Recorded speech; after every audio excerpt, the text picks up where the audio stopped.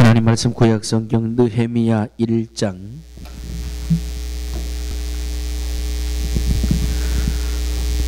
느헤미야 1장 구약성경 727페이지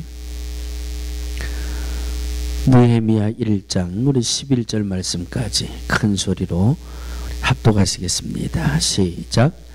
하가랴의 아들 느헤미야의 말이라. 아닥사스다 왕 제20년 그슬루월에 내가 수산궁에 있더니 나의 한 형제 중 하나니가 두어 사람과 함께 유다에서 이르렀기로 내가 그 사로잡힘을 면하고 남아있는 유다 사람과 예루살렘 형편을 물은즉 저희가 내게 이르되 사로잡힘을 면하고 남은 자가 그 도에서 큰 환난을 만나고 능욕을 받으며 예루살렘 성은 회파되고 성문들은 소화되었다 하는지라.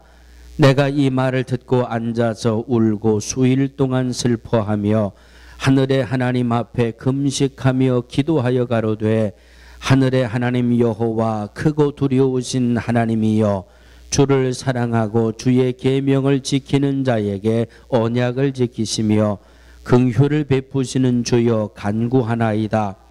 이제 종이 주의 종 이스라엘 자손을 위하여 주야로 기도하오며 이스라엘 자손의 주 앞에 범죄함을 자복하오니 주는 귀를 기울이시며 눈을 여시사 종의 기도를 들으시옵소서. 나와 나의 아비집이 범죄하여 주를 향하여 심히 악을 행하여 주의 종 모세에게 주께서 명하신 계명과 율례와 규례를 지키지 아니하였나이다.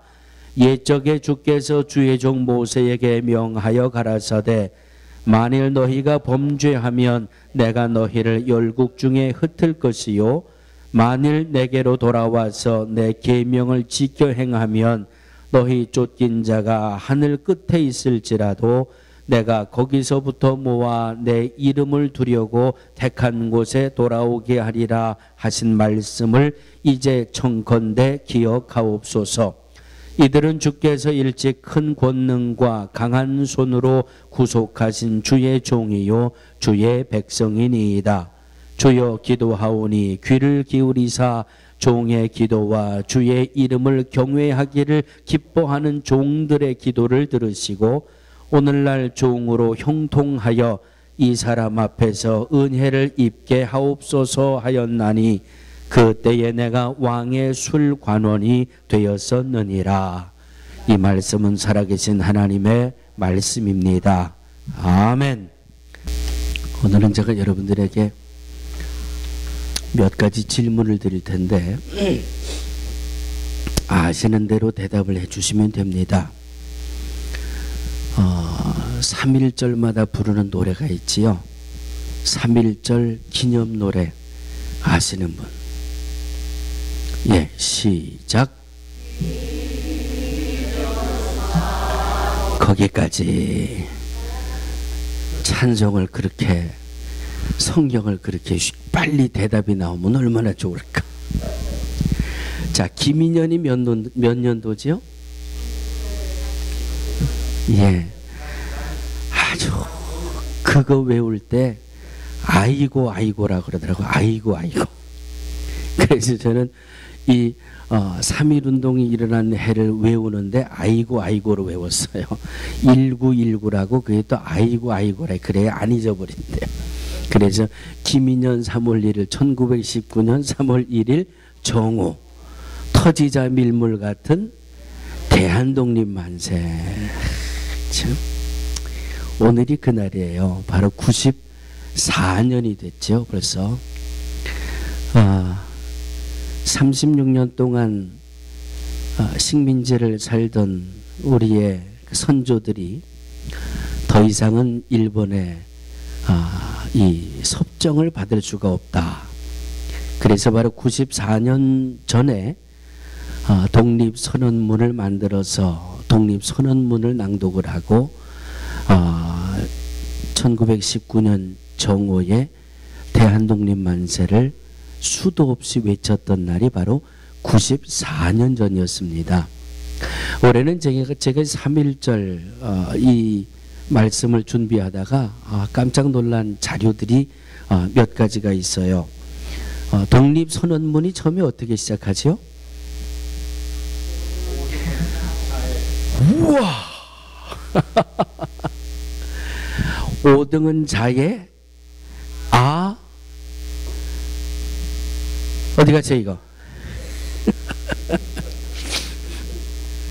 5등은 자의 조선의 독립국임과 조선인의 자유민임을 선언하노라.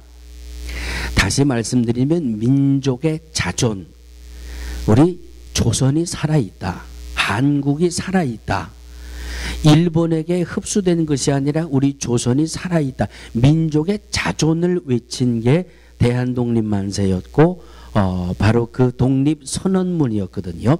자, 이 독립선언문의 초안을 누가 작성했죠?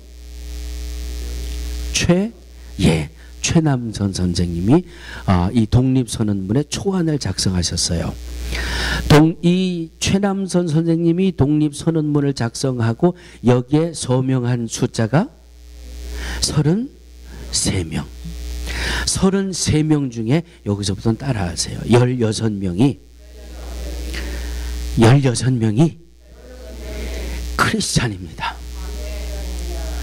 그 중에 9명이 감리교 교인이었습니다. 여러분 대단하지 않습니까? 결론 부분에 가서도 제가 다시 한번 말씀드리겠습니다마는 이 독립선언문, 한국이 살아있다, 조선이 살아있다라고 외친 이 독립선언문의 초안을 작성한 최남선 선생이 크리스찬이에요. 예수 믿는 사람이에요. 이분이 나중에 이런 이 고백을 한 것이 글에 남겨져 있는데, 나에게는 이 최남선 선생님 인생 말년에 나에게는 기독교밖에 없다. 독립운동을 할 당시나 지금이나 나에게는 기독교밖에 없다. 아멘.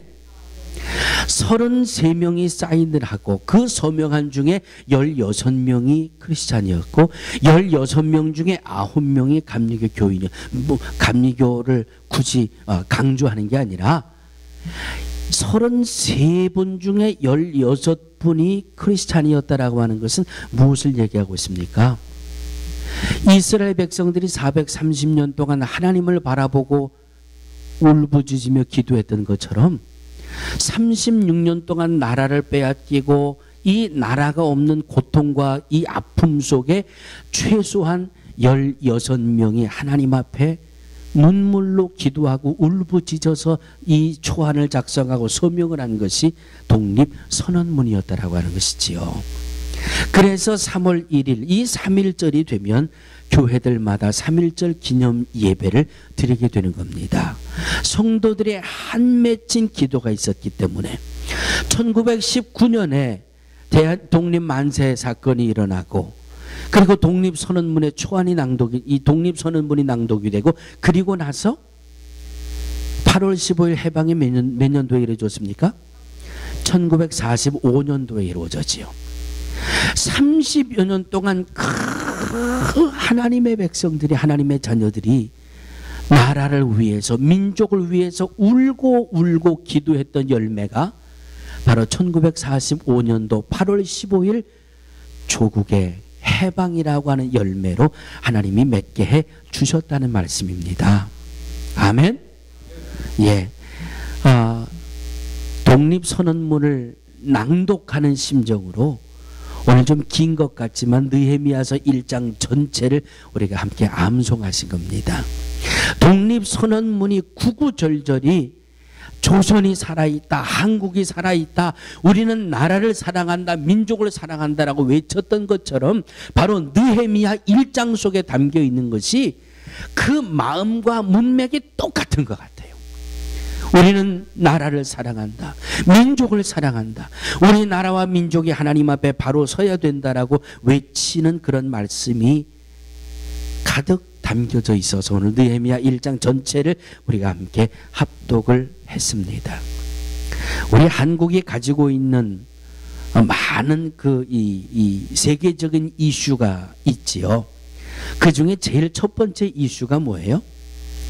세계 유일의 분열 국가라는 그걸 오명이라 그래야 돼요. 뭐라 그래야 돼요? 그냥 크지도 않은 나라가 남과 북으로 딱 나눠져 가지고 서로 그냥 물어뜯지 못해 가지고 엉엉거리고 있는 이 모습이 참 어떻게 보면 부끄러운 모습이에요. 그런데 현실적으로 살아가는 우리의 모습은, 여러분 조국을 생각하면 편안하십니까? 불안하십니까? 저는 이렇게 불안할 수가 없어요. 왜? 툭 하면 들려오는 소식들마다 불안한 소식이에요. 핵실험을 3번째로 했다. 핵실험을 했으니까 이제 우리 남쪽에서도 핵을 가져야 될 것이 아니냐. 결국 핵은 이 지구를 날려버리는 게 핵 아니에요. 지금 있는 핵만 터져도 이 지구라는 이 덩어리가 흔적 없이 사라질 정도로 엄청난 위력을 가지고 있는데, 방어적인 목적으로라도 우리 남쪽에, 우리 대한민국에서도 핵을 가져야 된다라는 이런 이야기들이 국회에서 나오고 있다니 참 가슴이 섬찟합니다. 그래서 오늘 느헤미야 1장을 통해서 대한민국을, 우리 조국을, 우리 민족을 가슴에 담을 수 있는 이런 굳이 아주 거대한 문자를 쓴다면 애국, 애족하는 이러한 마음을 오늘 이 말씀을 통해서 우리의 마음에 품었으면 얼마나 좋을까. 애국하고 애족하는 방법이 결국은 나의 믿음과 내 가정의 믿음을 지켜나갈 수 있는 방법이라고 하는 것을 느헤미야 1장 속에서 발견해내면서 조국을 생각하고 민족을 위해 하듯이 우리의 가정과 우리의 집안도 이렇게 말씀대로 지켜져 나가야 되겠다 하는 말씀으로 함께 은혜를 나눠 보려고 합니다. 며칠 전에 인터넷에 이런 기사가 났습니다. 위성미라고 하는 골프 선수가 아주 한국에서 아주 묻매를 인터넷으로 두들겨 맞더라고요. 왜 그랬을까요? 이 위성미 선수가 시민권을 획득하고 한국 국적을 포기했다고 마치 나라를 팔아먹은 매국노 마냥 얼마나 인터넷으로 두들겨 되는지. 그게 아니잖아요. 그게 아니잖아요. 우리가 시민권을 가졌다고 해서 미국 사람이 됩니까? 내가 여기에서 살아가는 방법, 미국에서 살아가는 방법, 내가 미국에서 살아가는 방법이 그 방법이 가장 최선의 방법이기 때문에 미국에 살면서 우리가 이 미국 시민권을 취득하는 거지. 미국 시민권을 취득했다고 그래가지고 누가 나는 한국 사람이 아니라 미국 사람이라고 하는 사람이 어디 있어요? 우리의 고향은 조국 대한민국에 변할 수 없잖아요.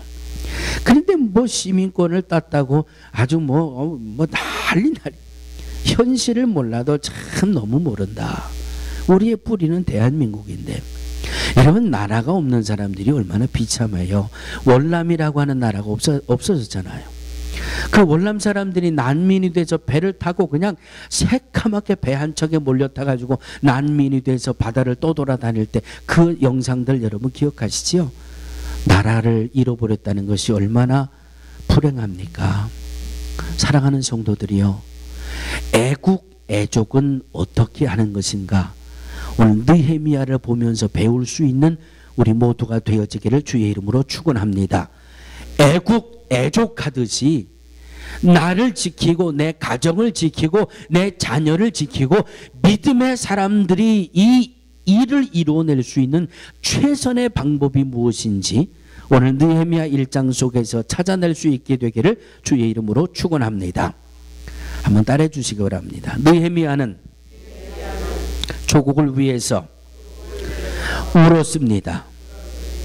느헤미야는 나라와 민족을 위해서 울었습니다. 사랑하는 성도들이요, 나의 믿음과 내 가정의 믿음과 내 자녀의 신앙을 위해 울 수 있는 우리 모두가 되어지기를 주의 이름으로 축원합니다. 여러분 나라를 위해서 울어본 기억이 있으십니까? 대한민국을 생각하면서 울어보신 분, 억지로라도 울으셔야 돼요. 억지로라도. 저는 신학교 3학년 때까지는 그냥 그랬어요. 이게 있으니까 말이죠. 이 홈페이지에 올라가니까 이제 말도 잘 못하겠고 말이죠. 그런데 군대 갔다 와서 4학년이 되고 나서는 정신이 번쩍 들어가지고 그냥 뭐 그때는 뭐 삼각산이고 뭐 하여튼 산만 있으면 이 믿음의 자녀들이 밤에 그냥 보따리 들고 산에 올라가 가지고 그냥 기도하고 산에 올라가 기도하는 중에 제일 먼저 기도하는 제목이 거의가 나라와 민족을 위해서 기도했어요. 우리 조국을 기억해 주시고 우리 대한민국을 기억해 주시고 참 조국을 위해서 울 수 있다는 게 얼마나 큰 은혜인지 모릅니다. 오늘 1절에 보니까 느헤미야는 하가랴의 아들이라 이렇게 느헤미야를 소개하고 있습니다.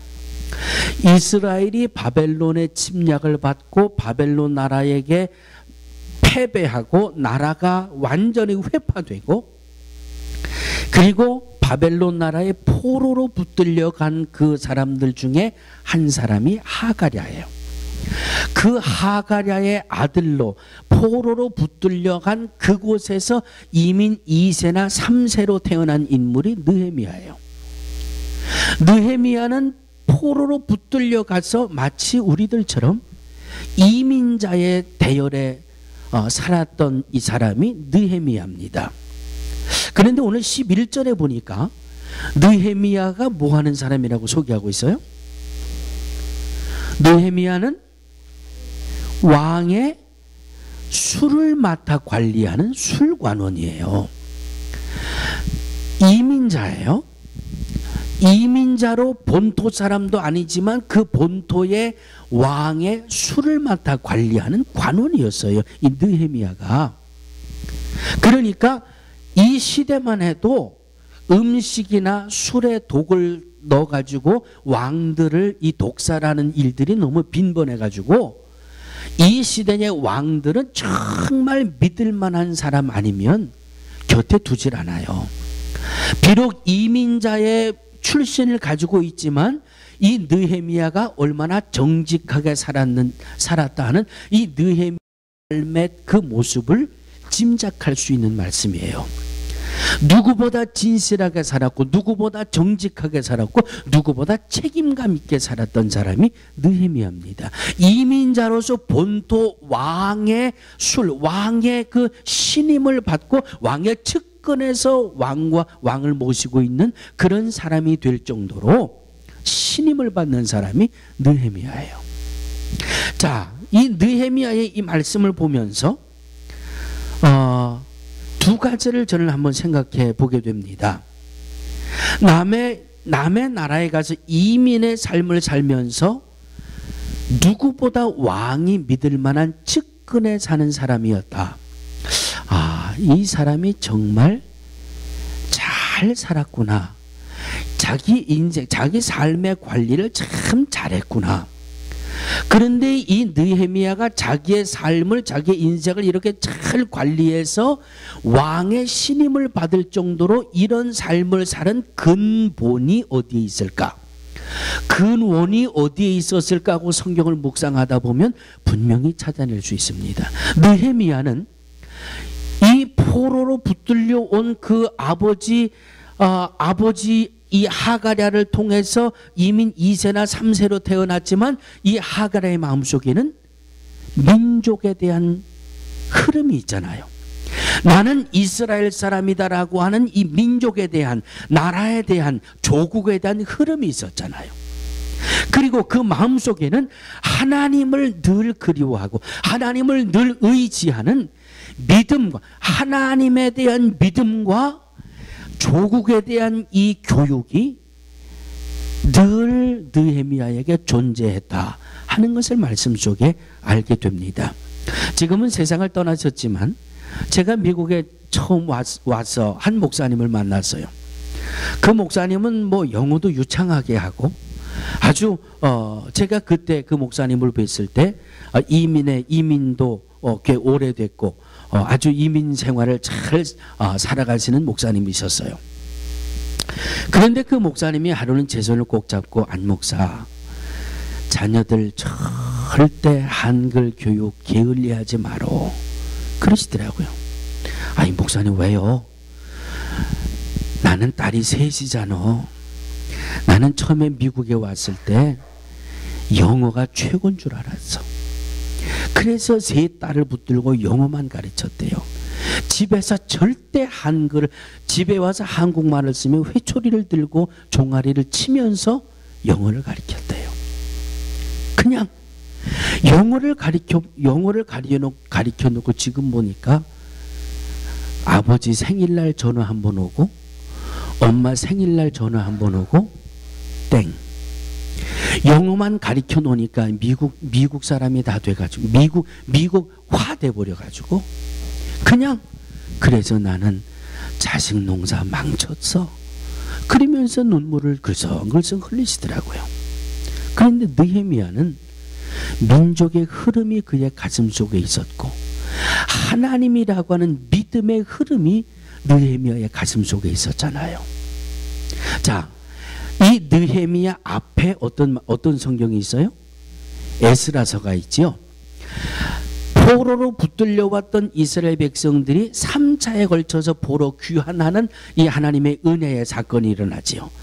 에스라서에서는 1차 포로 귀환과 2차 포로 귀환이 이루어지고 느헤미야에 와서 제 3차 포로 귀환이 이루어지는데 이 1차와 2차로 이 바벨론에 붙들려왔던 포로들이 이스라엘로 돌아갈 때에 이 느헤미야의 동생 하나니가 고향으로 돌아갔어요.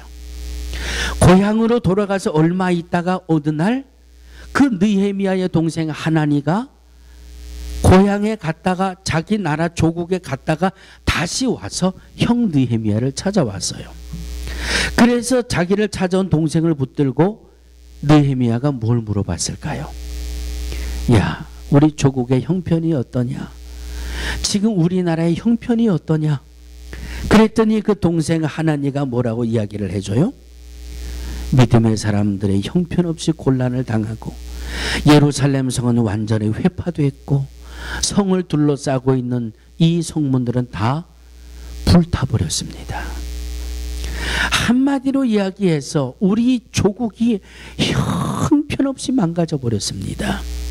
그 소식을 듣고 느헤미야가 뭐 했다고 말씀하고 있습니까? 느헤미야가 뭐 했어요? 4절에 뭐 했어요? 소식을 듣고 앉아서 울고 수일 동안 슬퍼하며. 조국의 소식을 듣고 울고 슬퍼하는 가슴, 내 민족의 아픔 그 소식을 듣고 주저앉아 슬퍼하고 우는 이 느헤미야의 모습. 로마서 9장 1절부터 3절 말씀을 보면 이 구원받지 못한 이 자기 동족들을 향해서 사도 바울이 얼마나 애절하고 곧 이 애절하고 슬퍼했는지를 로마서 9장을 통해서 말씀으로 발견하게 되는데, 내가 그리스도 안에서 참말을 하고 거짓말을 아니하노라. 내게 큰 근심이 있는 것과 마음에 그치지 않는 고통이 있는 것을 내 양심이 성령 안에서 나로 더불어 증거하노니, 나의 형제 곧 고륙의 친척을 위하여 내 자신이 저주를 받아 그리스도에게서 끊어질지라도 원하는 바로다. 내 가족, 내 집안, 내 형제, 내 동족, 그들의 영혼이 구원받아야 되는데 내가 그리스도에게서 끊어질지라도 내 형제들이 구원을 받아야 된다라고 하는 이 애절하고 고통스러운 이 안타까움의 눈물을, 사도 바울이 흘리는 이 눈물을 로마서 9장 말씀 속에서 보게 됩니다. 누가복음 19장 보면 예수님께서 예루살렘 성을 내려다보시면서 뭐 했다고요? 우셨다고 말씀하고 있어요. 가까이 오사 성을 보시고 우시며. 예루살렘 성을 바라보며 눈물을 흘리셨던 예수님의 그 마음은 어떤 마음이었을까? 2010년 3월 달에 천안함이 피폭이 돼서 침몰했지요. 2010년 11월 달에 연평도가 북한에서 포격을 받고 해병대원이 그 포격에 죽어나가고 얼마나 큰 아픔의 흔적이 있었습니까?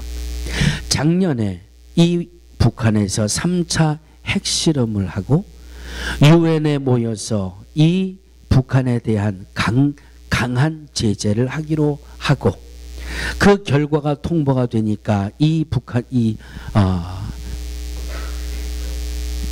이북의 북한에서 만약 유엔에서 하는 일에 대한민국이 한 가지라도 협조를 하면 그것은 선전포고로 간주하고 전쟁도 불사하겠다. 이북에서 이 정식으로 발표를 했잖아요. 대통령 취임을 하고 28일 박근혜 대통령이 하루 종일 아무것도 안 했다 그러잖아요. 예?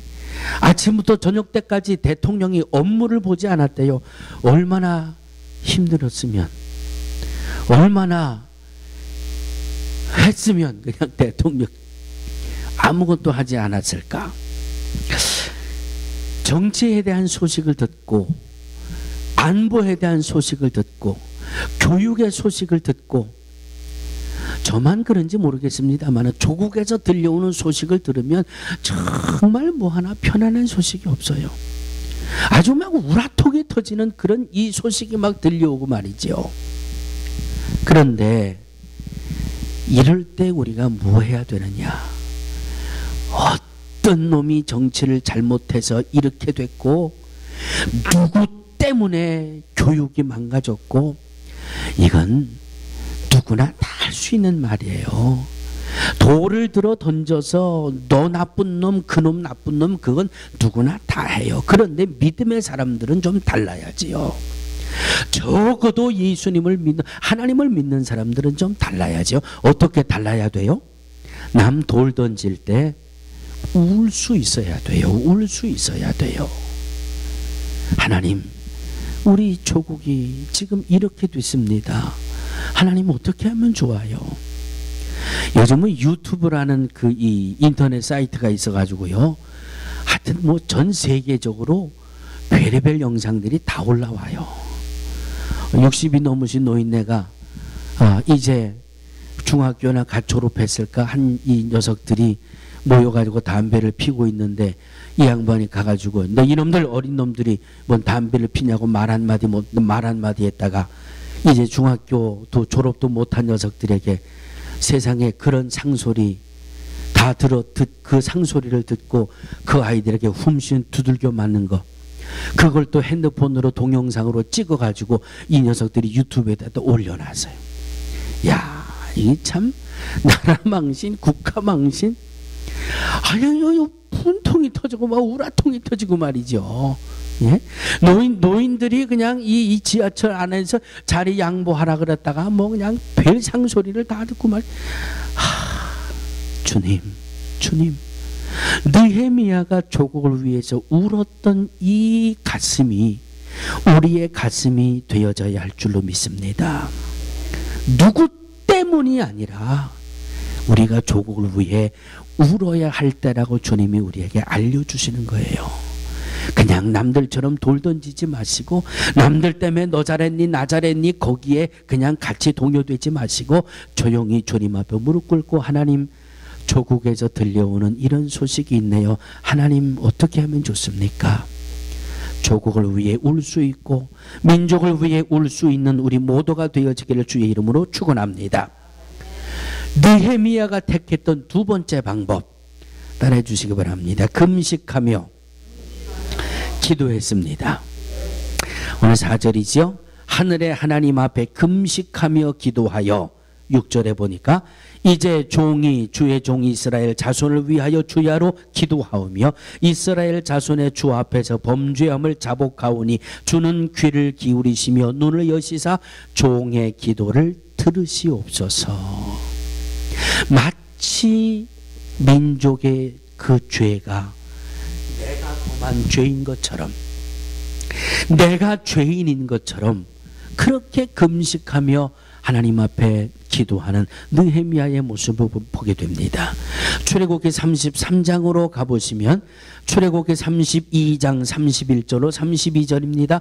슬프도소이다. 이 백성이 자기들을 위하여 금신을 만들어 싸우니 큰 죄를 범하였나이다. 그러나 합의하시면 이제 그들의 죄를 사하시옵소서. 그렇지 않사오면 원컨대 주의 기록하신 책에서 내 이름을 지워버려 주옵소서.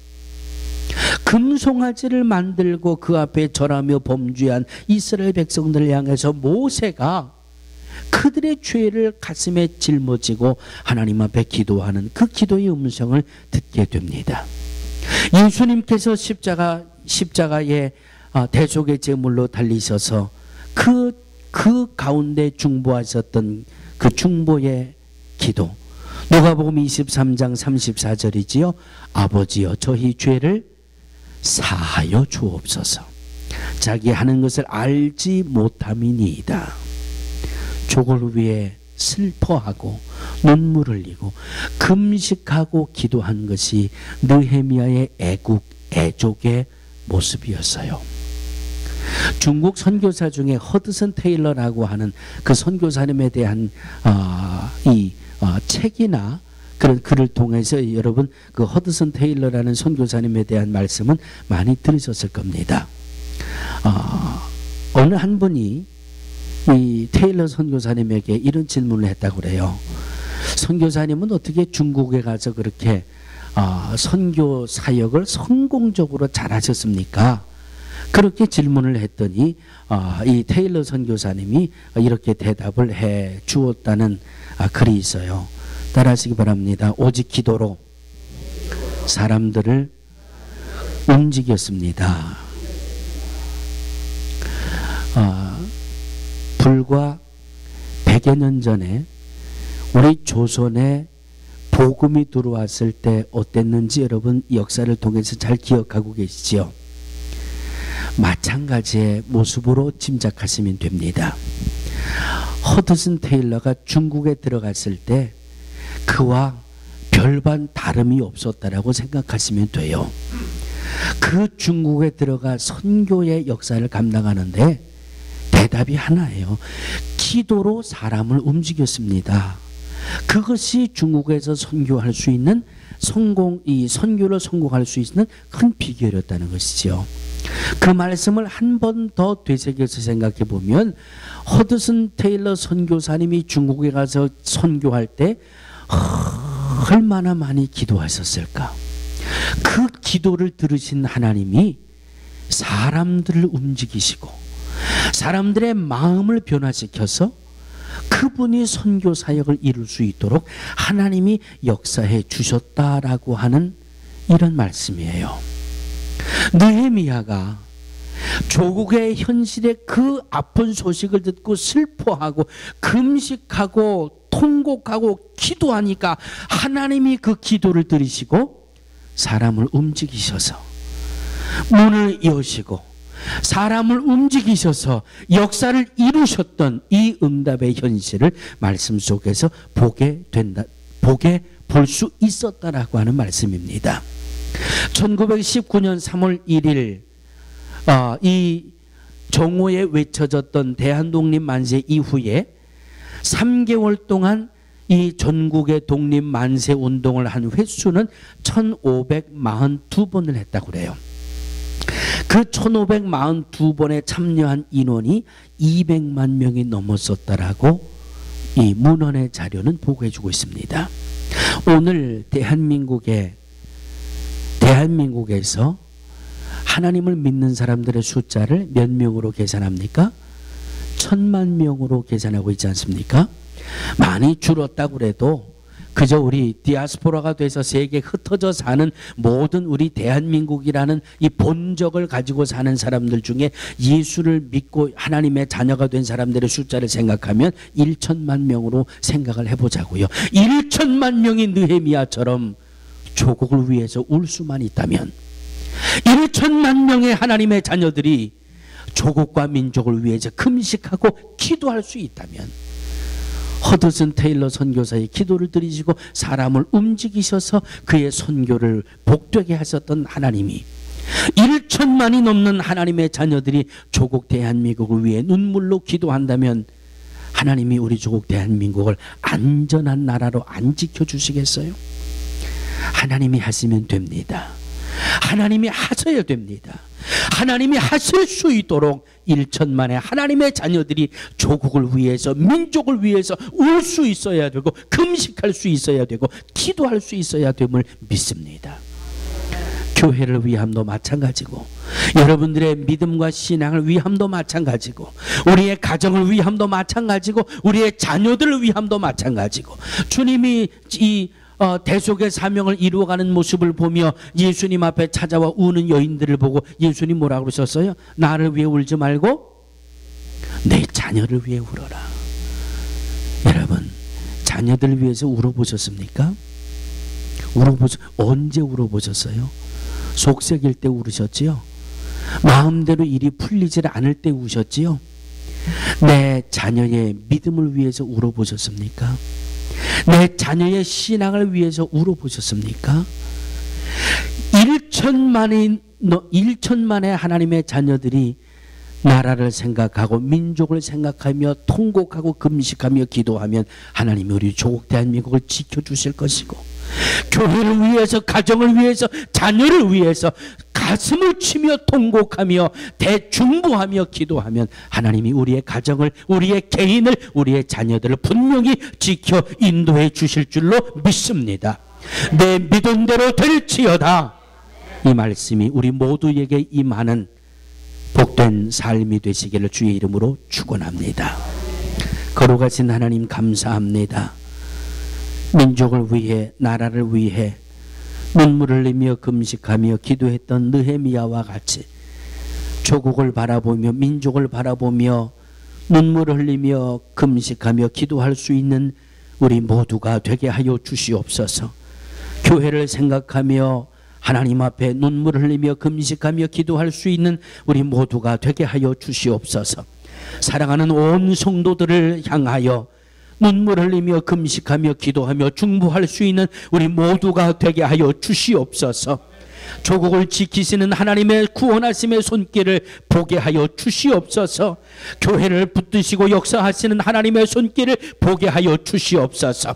우리의 가정을 지키시고 자녀들을 복되게 하시는 하나님의 굳센 의의 오른팔의 역사를 보게 하여 주시옵소서. 예수님의 이름으로 간절히 기도하옵나이다. 아멘.